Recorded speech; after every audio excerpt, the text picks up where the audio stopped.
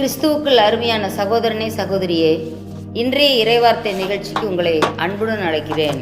இந்த நாளிலே ஆண்டவர் நமக்கு தரக்கூடிய இறைவார்த்தையானது ஏசாயா தீர்க்கதரிசன புஸ்தகம் 43வது அதிகாரம் 2வது வசனம். ஏசாயா 43:2. நீ தண்ணீர்களை கடக்கும்போது நான் உன்னோடு இருப்பேன், நீ ஆறுகளை கடக்கும்போது அவைகள் உன்மேல் புரளுவதில்லை, நீ அக்கினியில் நடக்கும்போது வேகாதிருப்பாய், அக்கினி ஜுவாலை உன் பேரில் பற்றாது. நல்ல அழகான ஒரு வாக்கியம் இந்த வசனமானது. இந்த இறைவார்த்தையானது நம்மை மிகவும் தேற்றக்கூடியதாய், ஆற்றக்கூடியதாய், ஒரு உறுதியளிக்கப்பட்ட ஒரு வாக்குத்தத்தமாக இந்த வசனமானது காணப்படுகிறது. நாம் தண்ணீர்கள், அக்கினி, வெள்ளம் இவைகளெல்லாம் நாம் கடக்கும்போது எப்படி இருப்பேன்னு சொல்கிறார். தண்ணீர்களை கடக்கும்போது நான் உன்னோடு இருப்பேன் அப்படி சொல்கிறார். அதோடு கூட தண்ணீர் மட்டும் இல்லை, ஆறுகள், கரை புரண்டு ஓடுகிற ஆறுகளை கடக்கும் போதும் அவைகள் நம்ம மேல் என்ன செய்யறது இல்லையா, புரளுவதில்லை, அதில் மூழ்கி போகிறதில்லை. அக்கினியில் நடந்தாலும் நம்ம வேக மாட்டோம் என்று சொல்லப்பட்டிருக்கிறது. இது எழுத்தின் பூர்வமாக இருக்கக்கூடிய காரியமாக இருந்தாலும் அன்றைய நாட்களில் செங்கடல் நடுவாக, யோர்தான் நடுவாக நடந்து செல்லும்போது அவர்களை ஆண்டவர் பாதுகாத்தார். கடல் தண்ணீரே இரண்டாக பிரித்து அதன் நடுவாக பாதை வகுத்து ஆண்டவர்களை கடக்க பண்ணினார். யோர்தான் நதியை குவியலாக குவியச் செய்து அந்த இடத்துல யோர்தானை கடக்க ஆண்டவர் உதவி செய்தார். அதே போல் ஒரு திரள் கூட்ட ஜனங்களுக்கு மட்டும் அப்படி செய்யாமல் ஒரு தனிப்பட்ட ஒரு மனிதனுக்கும் அந்த ஆண்டவர் அந்த யோர்தானை பிரிக்க செய்து நடக்க செய்தார். எலியாவும் எலிசாவும் என்ன செய்கிறாங்க, இந்த யோர்தானை கடந்து அக்கறைப்படுத்தப்படுகிறார்கள். திரும்ப ஆண்டவர் எலியாவை எடுத்துக்கொண்டவுடன் எலிசா என்ன செய்கிறார், அந்த சால்வையை எலியாவின் தேவன் எங்கே என்று அடித்தவுடன் அதே போல யோர்தான் நதி பிரிகிறது, அவர் இக்கரைப்பட்டு வருகிறார். அப்போது அவர்கள் அறிந்து கொண்டார்கள், இவன் எலியாவின் ஆவி எலிசாவின் மேல் இருக்கிறது என்று சொல்லி அறிந்து கொண்டார்கள்.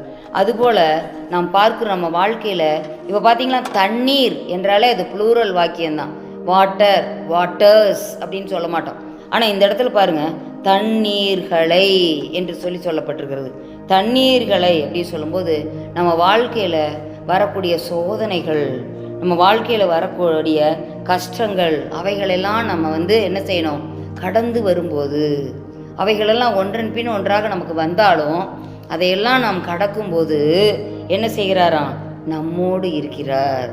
நான் உன்னோடு இருக்கிறேன், இந்த கஷ்டத்தின் பாதையில் நீ மட்டும் தனியாக நடக்கிறேன்னு நினைக்காத, அதில் நான் உன்னோடு நடந்து கொண்டிருக்கிறேன், நான் உன்னை விட்டு விலகுவதும் இல்லை, உன்னை கைவிடுவதும் இல்லை என்று சொல்லி மோசேக்கும் யோசுவாவுக்கும் சொன்ன தேவன் நமக்கு சொல்கிறார். ஹல்லேலூயா.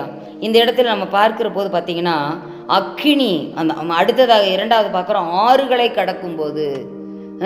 ஆறுகள் என்று சொல்லும்போது பார்த்தீங்கன்னா பெரிய ஒரு நம்மை அடித்து கொண்டு செல்வது போல, நாம் நிலை நிற்க முடியாத அளவுக்கு அந்த இடத்துல ஒரு பெரிய ஒரு சோதனை, அதைத்தான் ஆறுகள் என்று சொல்லப்பட்டிருக்கிறது.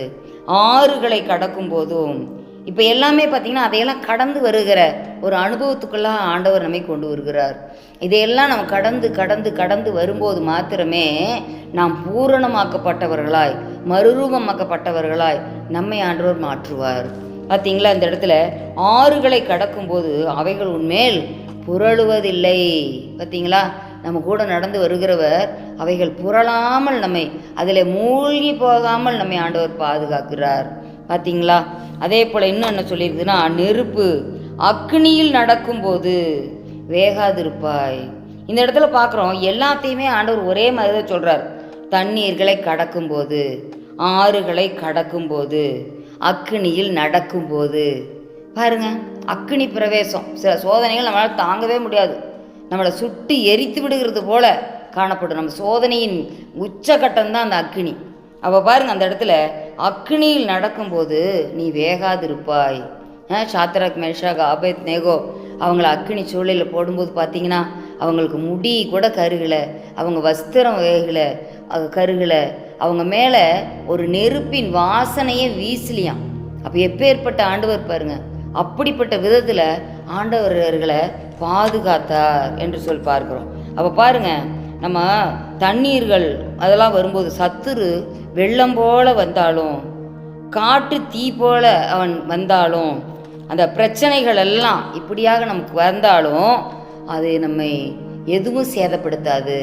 அதை கடக்கும்போது ஆண்டவர் நம்மோடு கூட இருக்கிறதுனால அவை எதுவும் நம்மை மேற்கொள்ளாது, நாம் அவைகளை மேற்கொள்ளுவோம். பார்த்தீங்களா? மூழ்கடிக்காது. அப்போ இது வெறும் வெள்ளை பேப்பரில் ஆண்டவர் எழுதி கொடுக்கல. இந்த வசனத்தை எதில் எழுதி கொடுத்துருக்கிறார்? அவர் இரத்தத்தினால உடன்படிக்கை செய்து எழுதி கொடுத்துருக்கிறார். பார்த்தீங்களா? அப்போது அருமையான சகோதரனே, சகோதரியே, வாலிபனே, உங்கள் வாழ்க்கையில் சோதனைகள் நமக்கு மனுஷருக்கு நேரிடுகிற சோதனையே இல்லாமல் என்று வேதம் சொல்லுகிறது. நம்ம சோதனைகள் வரும், கஷ்டங்கள் வரும், மற்ற மனுஷங்களுக்கு என்னென்ன வருதோ அதெல்லாம் நமக்கும் தான் வரும். இப்போ நம்ம ஆண்டவரை ஏற்றுக்கொண்டுட்டா நமக்கு எந்த கஷ்டம் இல்லை, துன்பம் இல்லை, கண்ணீர் இல்லை, கவலை இல்லை அப்படின்னு இல்லை. எல்லாம் வந்தாலும் அதை கடந்து செல்ல, அதை மேற்கொள்ள, அது நம்மை சேதப்படுத்த ஆண்டவர் விட மாட்டார். பார்த்தீங்களா? அப்போது அப்படிப்பட்ட தேவன் தான் அந்த இடத்துல இந்த வசனத்தை நமக்கு சொல்லுகிறார். அருமையான தம்பி, தங்கச்சி, நீ எதை பற்றியும் கவலைப்படாதீங்க. ஐயோ, இதிலிருந்து நான் எப்படி மீள்வேன், இது என்னை பயமுறுத்துகிறதே, இது இப்படி புரண்டு வருகிறதே, இதில் நான் எவ்வளவு தான் நான் என்னுடைய டெக்னிக்கை நான் யூஸ் பண்ணாலும் இதிலிருந்து நான் தப்பிக்க முடியாதே என்று சொல்லி கவலைப்படுகிறீர்களா? ஆண்டவர் நிச்சயமாக நம்மோடு கூட இருப்பாரானால் நிச்சயமாக அவைகளை நாம் மேற்கொள்ள முடியும்.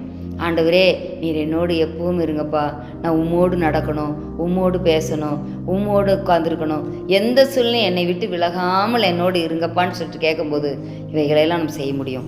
எங்களை மிகவும் நேசி வழிநடத்துகிற எங்கள் அன்பின் பரலோக பிதாவே, ஆண்டவரே அப்பா, தண்ணீர்களை கடக்கும்போது என்று சொல்லி பார்க்க நான் உன்னோடு இருப்பேன். ஆறுகளை நீ கடக்கும்போது அவைகள் மேல் புரளுவதில்லை, அக்கினியில் நடந்தாலும் நீ வேகாதிருப்பாய் என்று சொல்லி நீ சொல்லியிருக்கிறப்பா.